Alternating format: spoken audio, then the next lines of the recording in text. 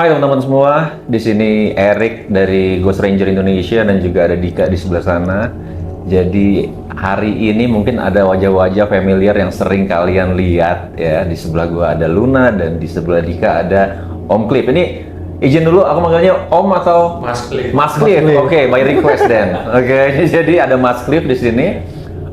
Yang ya kalian tahu Mas Cliff adalah suami dari almarhumah Bunda Susana. Mantan suami. Terima kasih Luna udah ngingetin itu. Ada istrinya di depan. Oh oke. Halo di sana. Oke, jadi gini, kenapa kalau kalian lihat sekarang di sekitar kita itu ada foto-foto yang cantik-cantik dan ganteng-ganteng, kita ada di markasnya Mas Cliff langsung di Magelang. Jadi kita bukan di Jakarta, bukan di mana-mana, tapi kita ada di Magelang. Jadi kalian bisa bayangkan betapa spesialnya edisi malam hari ini.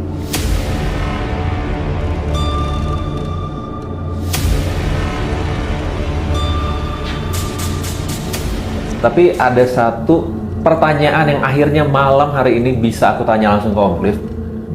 Om Cliff selalu bercerita tentang ada gangguan sebelum bahkan sesudah meninggalnya Bunda Susana, ada kayak kiriman yang kita percaya, let's say kita sebutlah santet.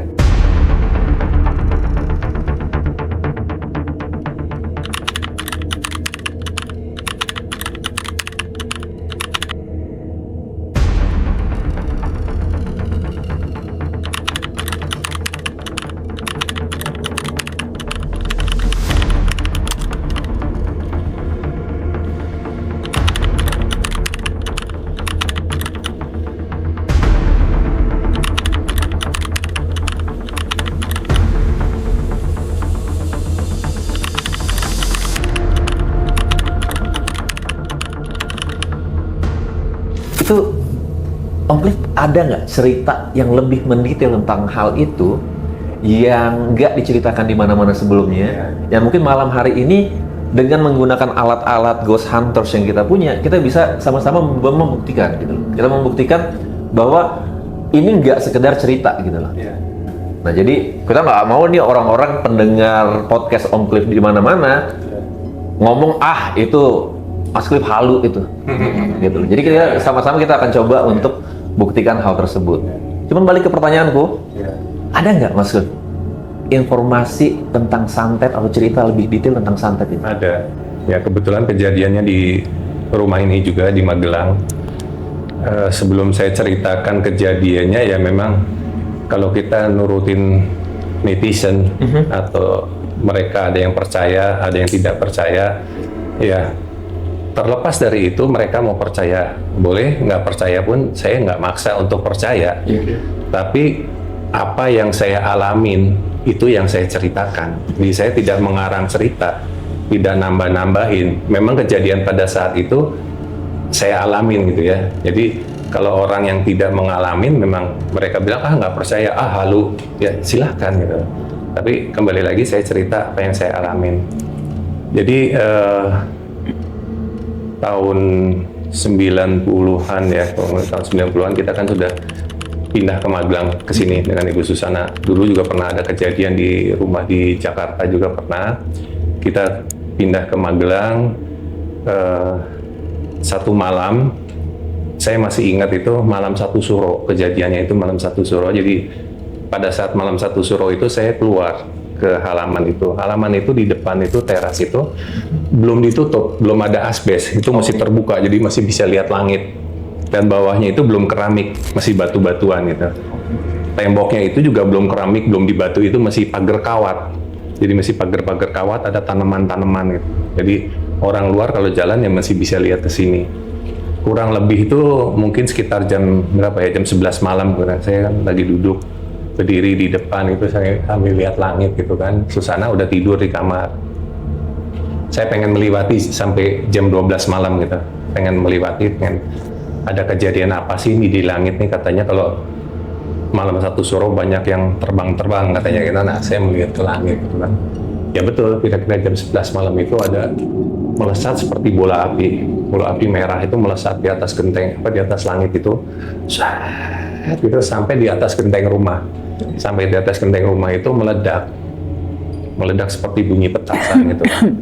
Wah, saya udah ini kiriman. Karena saya udah bukan apa, saya kan belajar juga kayak gitu ya. Ya kanuragan gitu saya belajar, jadi saya tahu. Habis meledak itu dia di genteng itu ada sesuatu benda yang jatuh seperti batu. Lutak gitu. Jadi itu bisa berbentuk batu, bisa juga pasir, seperti pasir jatuh. Tapi pada saat itu adalah bunyi batu yang menggelinding di genteng itu. Saya sudah nangkap ini kiriman santet. Saya udah yakin itu kan. Terus kalau kita mau membuktikan bahwa itu betul kiriman santet, biasanya yang paling peka adalah hewan. Hewan-hewan itu yang paling peka nomor satu. Nah, pada saat itu karena itu masih saya bilang belum di keramik, masih batu-batu, itu hewan bermunculan dari bawah itu. Yang nomor satu tuh ada mungkin pernah tahu ada namanya cacing besi. Cacing besi. Jadi kecil seperti cacing, warnanya hitam tapi bentuknya seperti ular. Jadi kalau kita lihat sepintas itu ya orang yang nggak tahu itu ular gitu. Ular tapi kecil seperti anakan ular gitu. Yang ada kakinya itu nggak? Enggak ada ya? Persis seperti ular aja, seperti ular gitu, hitam kecil tapi sebetulnya itu cacing gitu. Nah, kalau kita nyebutnya cacing besi gitu. Nah, itu pertama kali keluar. Kemudian keluar kalajengking. Kalajengking itu kayak apa ya, keluar dari tanah tuh kayak kepanasan gitu ya. Terus keluar ketonggeng itu yang seperti kalajengking itu, keluar ular gitu loh. Keluar ular dari tanah-tanah itu ya. Wah, ini udah nggak salah. Ini adalah kiriman santet gitu. Saya lagi mengamati itu, tiba-tiba di kamar itu ada orang berteriak kayak apa ya, kayak kesakitan gitu. Wah. Ini saya dengar kok suaranya almarhumah. Dari luar saya langsung masuk ke dalam kamar. Ya almarhumah tuh seperti sedang berontak gitu. Seperti sedang berontak dan apa ya, pandangannya saya tuh melihat ada sesosok hitam yang sedang mencengkram almarhumah gitu. Jadi seperti mau apa ya, mau dicekek gitulah, mau dicekek itu. Almarhumah berontak gitu. Pada saat itu ya nomor satu yang saya hadapi adalah bagaimana melepaskan si sosok itu dari yang mencengkram almarhumah itu kan. Jadi saya pegang itu dari belakang, saya tarik sekuat tenaga gitu, sambil ada bacaannya juga. Jadi saya punya bacaan itu untuk supaya dia tuh melepaskan cengkramannya dari almarhumah itu. Sampai lepas, masih kepegang sama saya itu, saya lempar keluar dia badannya tuh, saya buang keluar gitu loh, lewat jendela itu. Nah kebetulan yang tadi saya ceritakan tuh belum ditembok, masih kawat-kawat gitu, ada tanaman itu. Begitu saya lempar keluar itu, wah, seperti tubuh orang yang jatuh gimana sih? Iya, kenceng banget. Serak gitu. Pada saat itu jatuh, Susana sadar. Apa? Ya, saya bilang, ya kamu barusan diserang. Aku kok kayak sesak napas. Iya, karena kamu lagi dicekek sama siapa? Ya, ada kiriman. Saya bilang ini malam satu suro, kamu lagi dikirimin santet. Orang ajar yang ngirim. Siapa yang ngirim? Ya kita kan udah tahu siapa. Kamu kan pernah ngalamin di Jakarta. Saya udah kasih tahu siapa orang. Dan akhirnya kita tahu siapa orang yang ngirim santet itu. Karena ya orang ini yang suka banget sama Susana. Dia istilahnya bermimpi untuk mendapatkan Susana, mendapatkan cintanya apa segala macam. Nah, tapi Susana menolak gitu, karena dia sudah punya istri gitu kan. Saya Susana tidak bilang, aku nggak mau sama laki-laki yang sudah punya istri itu, aku nggak mau. Aku tidak mau ganggu rumah tangga orang. Nah, begitu juga kejadian di tempat syuting, kita udah tahu itu orangnya ya. Orangnya itu tiba-tiba tuh begitu saya hadir, saya dekat sama almarhumah itu, si orang itu benci banget sama saya. Benci setengah mati. Istilahnya kalau bisa saya tuh dilenyapkan gitu dari kehidupannya almarhumah. Dan itu seiring berjalannya waktu itu terbukti pelan-pelan itu. Banyak saksi-saksi yang mengatakan bahwa memang dia pelakunya. Sampai pernah ada dulu di Parvi gitu ya, di Parvi itu ada satu pimpinan produksi yang ngasih tahu ke saya, dia ini punya jabatan gitu ya, dia punya jabatan, punya kekuasaan lah di perfilman gitu. saya tuh dikup. Kalau ada produser, sutradara yang punya cerita film mau make saya tertulisnya peran utamanya Sumaya Susana, Cliff Sangra gitu kan, nama saya langsung dicoret, ganti. Kalau ini nggak diganti, izin nggak keluar. Itu berlangsung sampai beberapa tahun. Jadi saya tuh sempat nggak main film mungkin 5 tahun, gara-gara kekuasaannya dia itu. Iya. Gitu ya. Akhirnya seiring berjalannya waktu itu juga banyak orang-orang yang suruhannya dia melihat melihat saya, melihat Susana yang sebetulnya nggak macem-macem gitu ya. Akhirnya mereka buka suara gitu. Mereka buka suara, mereka menceritakan bahwa dulu si orang itu memang yang suka ngirim santet, yang ingin mencelakakan saya, mencelakakan Susana. Karena apa? Dendamnya dia sama kita tidak bisa memiliki Susana. Seperti itu. Jadi mereka akhirnya dia itu minta bantuan mungkin dukun santet untuk ngirim santet ke kita. Itu kalau gangguan terakhir yang Mas Cliff inget tahun berapa itu? 90-an lah, tahun 90-an. Sampai berhenti, Sampai berhenti ya. dikirim lagi. Iya, jadi yang pertama kan dia kirim di Jakarta tuh. Pertama tuh di Jakarta. Itu kejadiannya hampir serupa juga gitu kan. Akhirnya kita kan pindah ke Magelang. Sampai ke Magelang dikirim lagi gitu. Yang kedua kali.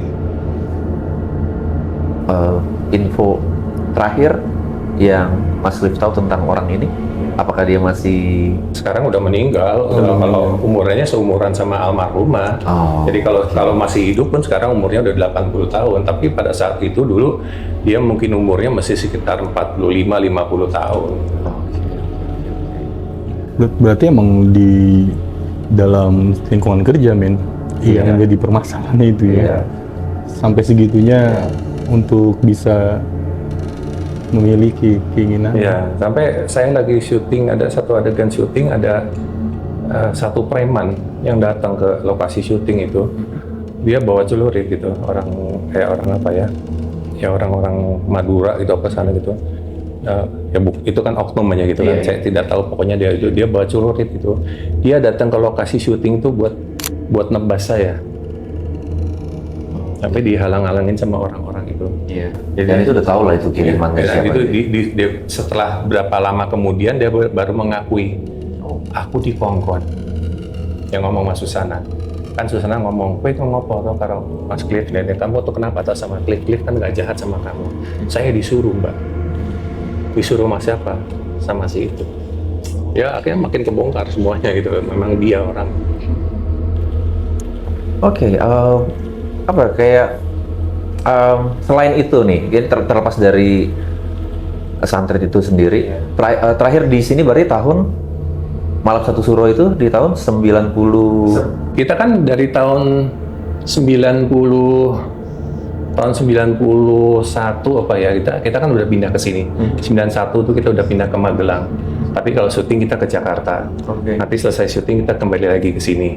Gitu ya. Itu antaranya tahun 91-an lah. Sampai seterusnya kita tinggal di Magelang. Sampai sekarang kita tinggal di Magelang. Oke. Maksudku apakah santet ini tetap berlangsung? Kiriman-kiriman aneh-aneh ini apakah tetap berlangsung setelah almarhumah sudah nggak ada? Ya, sebelum almarhumah meninggal itu masih terjadi ada kiriman ular. Di rumah itu ada kiriman ular, jumlah ularnya tuh sampai 106 ekor. Di sini? Ya, di rumah ini. Jadi ada yang di kamar, ada yang di dapur, ada yang di kamar mandi, di bak mandi, di tangga, di balik pintu, sampai masuk ke dalam lemari pakaian. Wow, itu satu jenis doang ular? Enggak, macam-macam. Macam-macam ya. Jadi ada yang kecil, ada yang panjang, ada yang kobra, ada yang segala macam ular. Dan itu bukan sekaligus 106 gitu, tidak ya. Jadi per hari itu mungkin ada yang datang 3, besok 4, besoknya lagi 6, ada yang datang 2, ada yang datang 1, gitu berlangsung berapa hari, dan setiap hari itu saya bunuhin tuh ular satu persatu tuh saya bunuhin gitu ya. Saya matiin pokoknya itu ular, karena saya dulu ada anak kecil kan, anak kecil masih umur 2 tahun, takut anak kecil itu kan digigit sama ular, itu bahaya. Jadi setiap hari pagi saya nomor 1 harus bangun, jam 5 pagi saya harus bangun, Ngecek. menetralisir dulu daerah itu, lihat ular. Nah itu ular-ular tuh saya temukan banyak sekali. Sampai saya kan kegigit di sini juga di kursi di situ lagi nonton TV, tangan saya gini, tahu cetak digigit sama ular. Digigit. Anak saya yang itu dulu masih kelas 5 SD masuk ke kamar, almarhumah lagi di tempat tidur. Anak saya lagi gelosoran di lantai itu. Tahu-tahu di lantai digigit kakinya. Itu opname hampir meninggal tuh. Nah, kelas 5 SD itu di rumah sakit di Jogja tuh di Sarjito sampai di opname 4 hari itu. Dalam keadaan istilahnya apa ya, udah koma gitu. Ya. Tapi untung masih bisa survive itu karena begitu digigit langsung saya bawa ke rumah sakit, jadi nggak terlambat gitu. Dan itu 106 benar-benar Mas Cliff hitung satu jadi. Saya hitung semua. Wow. Jenisnya ular semua lagi men. Tapi nggak ada binatang yang lain tuh. Ya kalau yang tadi yang santet itu kan keluar seperti tadi kalajengking, cacing besi, tonggeng gitu kan, ya, seperti itu. Dan maaf, satu lagi anjing. Anjing itu kalau ada kayak gitu tuh, dulu saya kan ada anjing tuh di sini ada sekitar 7 ekor anjing ya. Itu pada saat itu tuh istilahnya kalau orang Jawa bilang apa, membaung gitu loh. Mengaum itu tuh bareng ribut padahal nggak ada apa-apa ya. Itu di hewan itu tahu bahwa itu ada sesuatu yang nggak beres gitu kan. Ada misalnya ada makhluk halus atau apa. Itu ya jadi tanda dari anjing itu juga. Sama satu penasaran, dari 106 ada nggak yang masuk ke dalam kamar Bunda? Iya kan yang anak saya digigit itu di kamarnya Bunda. Di kamarnya Bunda, ada di bawah tempat tidur, di bawah pintu. Ada, kita pagi-pagi mau masuk kamar mandi, mau nyiduk air gitu kan di bak mandi. Di dalam baknya ada 2 ular. Males banget. Ini asli gebuk pakai sapu, jebret sampai mati. Dan pada saat selesai udah bersih, nggak ada. Sampai 106 ekor itu habis, sudah berhenti. Wow. Nggak sedikit loh, 106 loh. 106 makanya. Banyak banget. Banget. Sampai di dapur masuk, kan bisa masuk ke dapur itu kan juga, padahal dapur itu kan ada pintunya gitu kan. Bisa masuk ular ke kamar, ke lemari pakaian. Kalau pada saat itu ada nggak upaya dari Mas Cliff atau dari Bunda Susana? Ya kita apa yang harus apa? Bunda cuman istilahnya gini ya, siapa yang ngirim ya Pak? Kurang ajar banget nih orang. Ya kan kurang ajar banget. Kirim balik aja gitu kan. Jangan biarin aja lah, biar Tuhan yang balas ya benar. Nah, kita udah tahu siapa orangnya. Yang penting kita waspada aja, kita berdoa aja, lebih mendekatkan diri sama Tuhan. Lama-lama juga berhenti sendiri dan kita dengar kabar dia kena stroke. Kena stroke berapa tahun nggak bisa apa-apa, lumpuh badannya separuh itu sampai meninggal. Jadi istilahnya tabur tuai ya. Iya. Dia yang menabur, dia sendiri yang menuai. Oh wow. Ini kita dari Ghost Ranger Indonesia nih Mas Cliff. Kayak tadi kita bilang, kita melakukan penelusuran atau investigasi rumah maupun bangunan apapun itu menggunakan teknologi. Jadi dari kita itu nggak ada yang yang silat-silatan atau kesurupan kayak gitu, enggak. Tapi kita mengakui bahwa entitas atau makhluk halus itu ada. Contoh paling gampang, kalau misalnya lagi syuting horor aja, di syuting horor, tanya kru, ada nggak trouble sama alat? Rata-rata orang akan bilang kebetulan. Tapi kalau menurut kami yang sering melakukan itu, kita punya baterai ini kadang-kadang sebelum berangkat itu pasti full charge semuanya. Tiba-tiba baru merekam 5 menit, baterainya habis. Jadi kalau menurutku entitas ini, kalau misalnya orang yang yang sensitif, mungkin energi si orang yang sensitif ini akan ditarik. Jadi kayak semakin lu takut, jadi kayak gini lah ya, kita ibaratin energi mereka tuh rendah, energi kita manusia itu tinggi. Tapi semakin kita takut atau semakin kita drop, itu bisa ketemu, mereka akan naik. Atau yang paling gampang itu simpelnya gini, berapa kasus yang sering kita dengar mungkin pada saat orang di titik nadirnya, udah mau ajalnya nih, mereka akan mulai berhalusinasi melihat sesuatu gitu. Kayak tiba-tiba, oh itu papi udah jemput kayak gitu loh, atau oh ini ada kereta kuda nih, ngejemput gua yang kayak gitu. Itu sering terjadi. Memang kita bilang itu di ambang ya halusinasi ya, tapi kita harus ingat pada saat itu dia udah drop banget sedrop-dropnya, makanya ya kemungkinan besar orang-orang yang Bisa melihat yang lu bilang tadi. ketika seseorang itu sejajar dengan energi dari makhluk gaib, ya kemungkinan bisa. Karena orang yang bisa melihat bangsa jin tersebut, yang kita lihat ini adalah jin. Ketika orang bisa melihat bangsa jin tersebut, kalau nggak di atasnya, kalau nggak sejajar.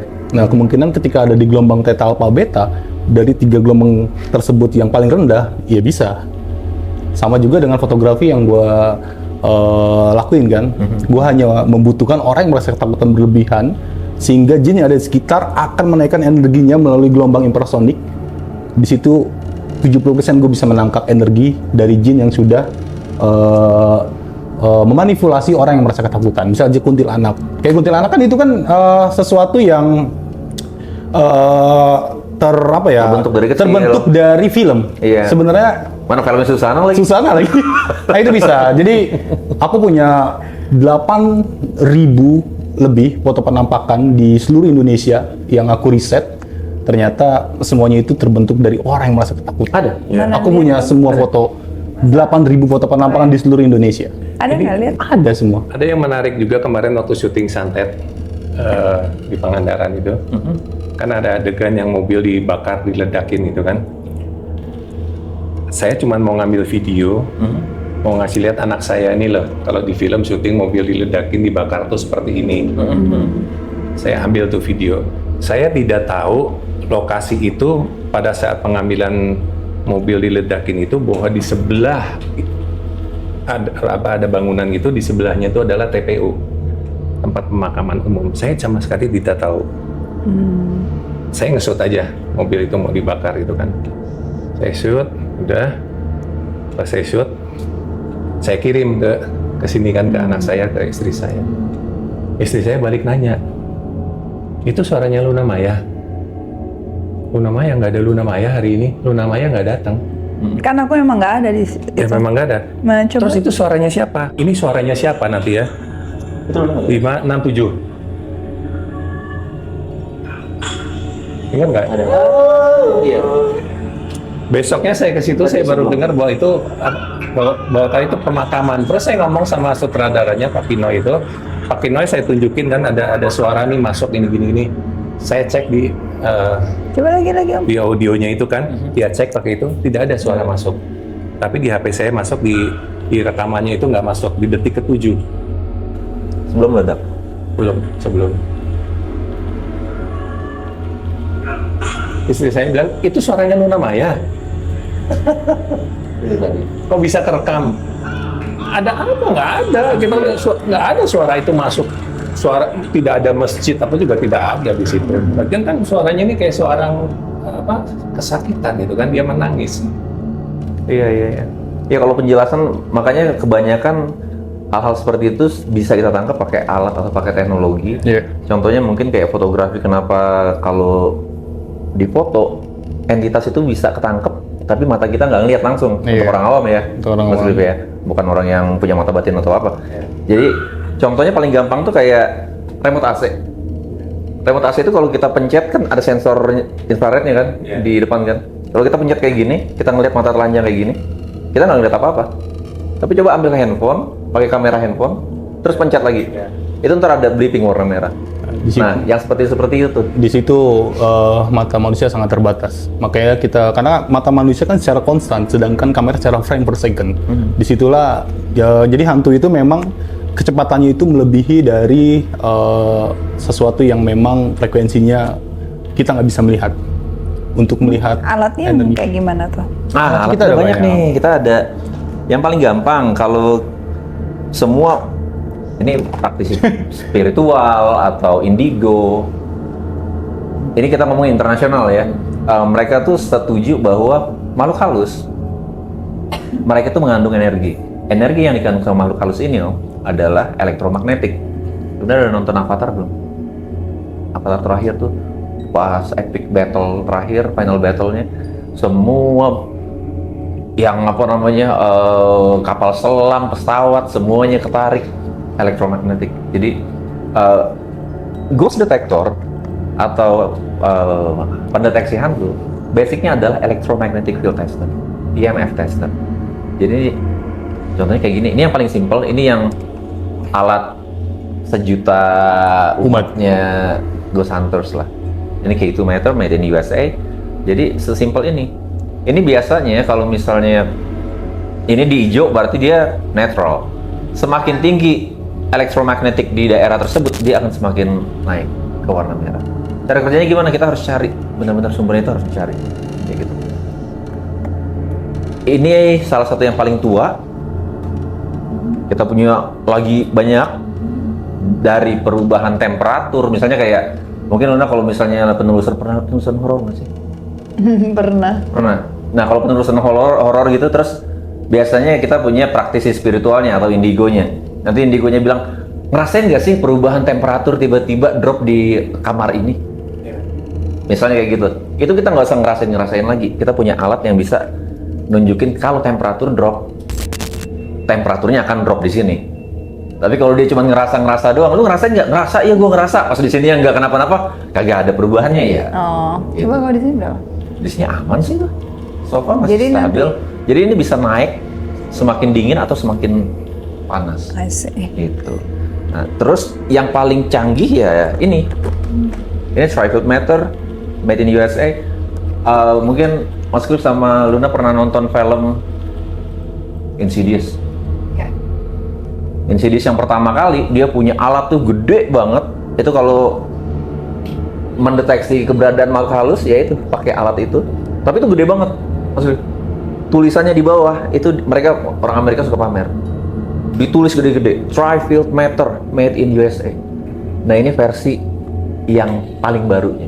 Jadi apa ya? Dia mendeteksi kalau mag itu magnetic, itu elektromagnetik.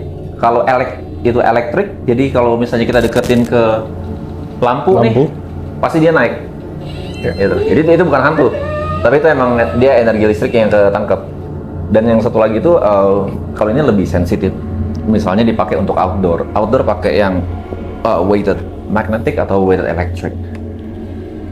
Kalau RF itu frekuensi. Nah frekuensi ini yang tadi, kenapa di video Mas Cliff tadi ada suara ketawa yang ketangkep, itu frekuensi. Frekuensi yang ketangkep yang dimanipulasi sama makhluk halus.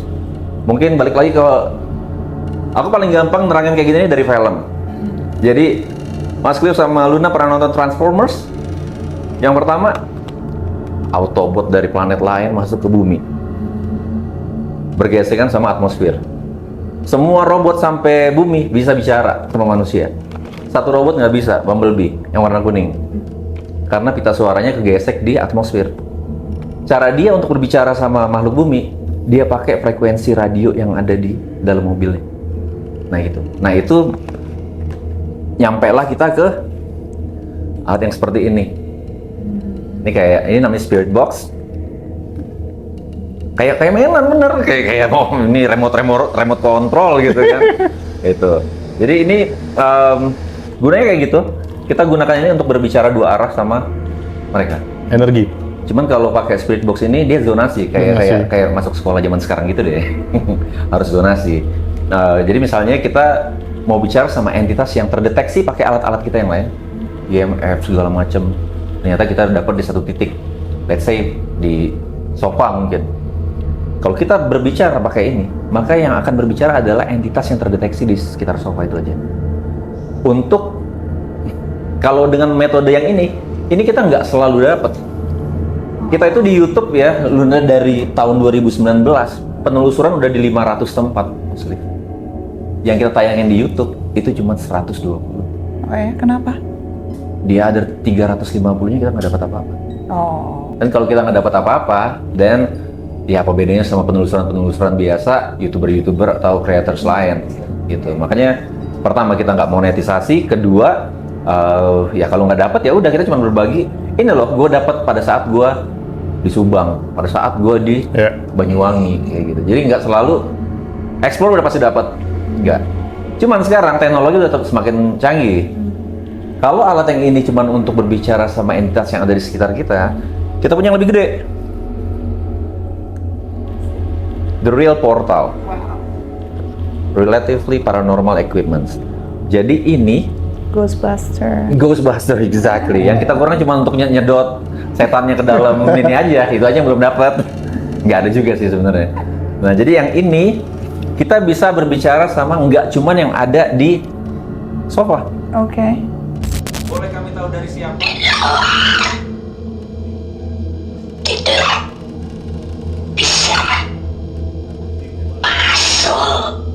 Di luar tidak bisa masuk.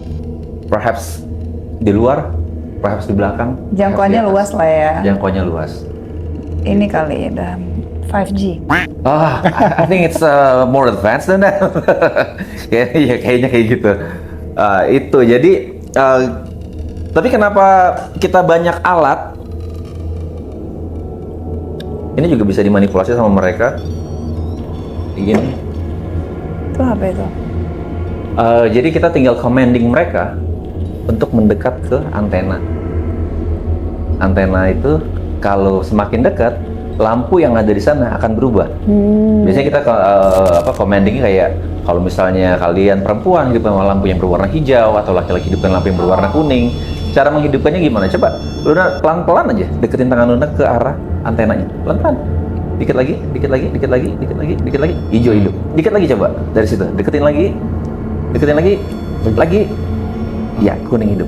Pegang. Kalau dipegang, Nah, jadi yang mau aku kasih tahu adalah tanpa ada seseorang pun yang mendekat, kalau dia bisa based on our command dengan perintah kita, dia bisa menghidupkan lampu-lampu yang lain.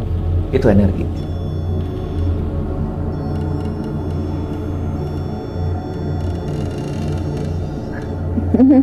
Jadi nanti kita akan coba untuk tes dulu pakai alat-alat yang paling basic, ghost detector, untuk nangkep energinya di mana. Kalau udah ada energinya, baru kita taruh alat ini.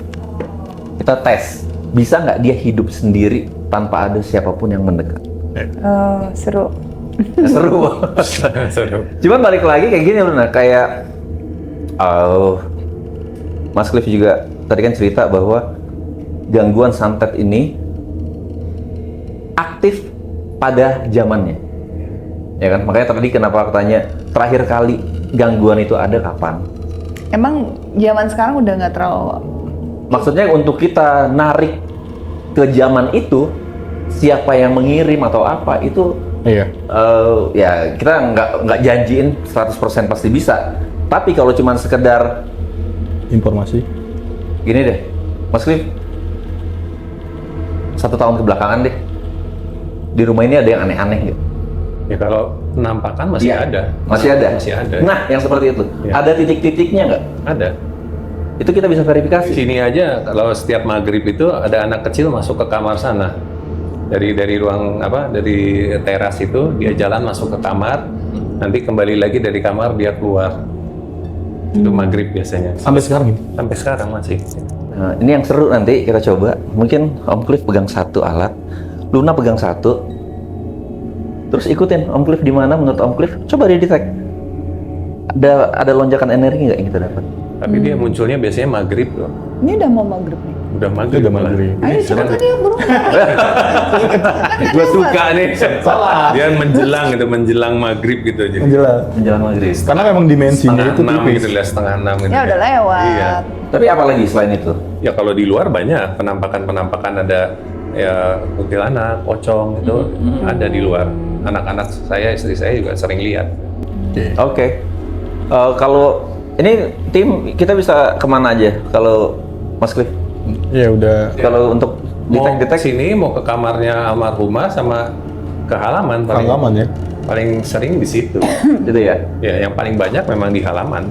Oke. Cuman kita memang harus, karena listrik masih hidup kan. Matiin dulu. Ini kita tes nih kayak gini loh. Ini kita ke elektrik. Kita pengen tahu dia listriknya hidup apa enggak. Sesimpel ini.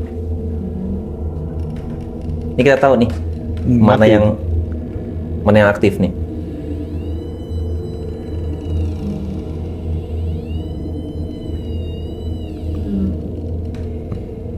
Ini mati nih. Iya, mesin hidupinnya yang kiri yang dipencet Oke. dulu. Oh ini, oh no wonder. Ya kan berarti sih, Melindungi sih. anak-anak. Ah. Kalau masuk Oh ini ya. masih bayi gitu, masih kecil, dia masukin kawat besi apa gitu. Iya, tuh. Oke. Berarti alatnya nggak rusak gitu loh maksudnya.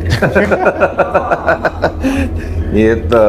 Oke, teman-teman. Jadi kita baru aja dengerin informasi atau cerita tentang santet yang langsung dari Mas Cliff. Terima kasih banyak Mas Cliff karena informasi itu juga nggak ditayangin di mana-mana sebelumnya. Dan sama-sama sebentar lagi Luna juga kita akan coba untuk bukan investigasi, kita cuma pengen coba untuk memvalidasi apakah di titik-titik tertentu dari rumah ini Masih ada. energi dari Iya. ya, mereka yang nggak kasat mata. Gitu aja. Jadi ya udah, stay tune, kita akan siap-siap dulu, nanti ikutin penelusurannya sebentar lagi. Bye bye.